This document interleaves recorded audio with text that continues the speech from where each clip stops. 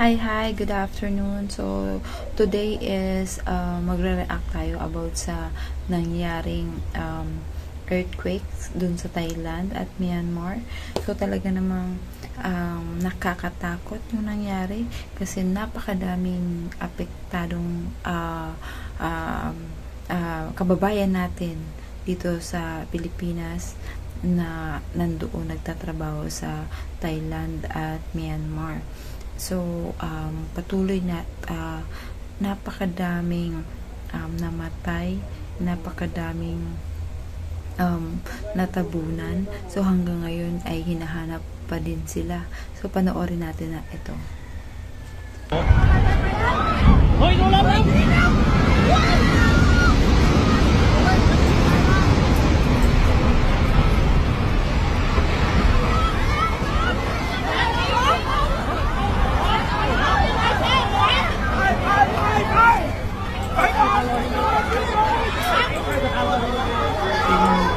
Building.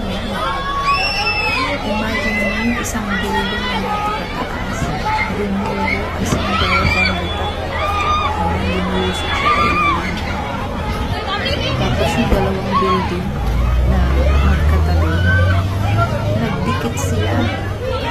Imagine niya yung mga tao nandoon.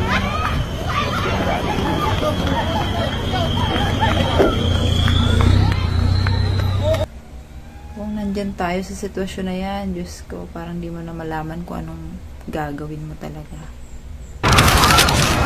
Gedung apartemen. Meron pa dito yung yung nagsuswimming, doon mismo sa swimming pool. Grabe yung yung galaw ng tubig, talagang ramdam. Yung tao nagsilabasan ng dami.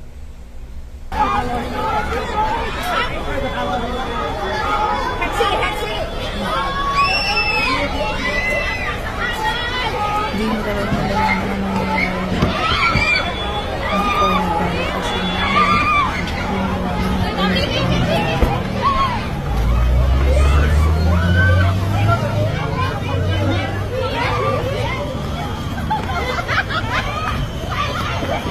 Kaya tayo lahat mag-ingat at magdasal yung mga magagawa natin kasi ไปค่ะวิ่งเข้า ถ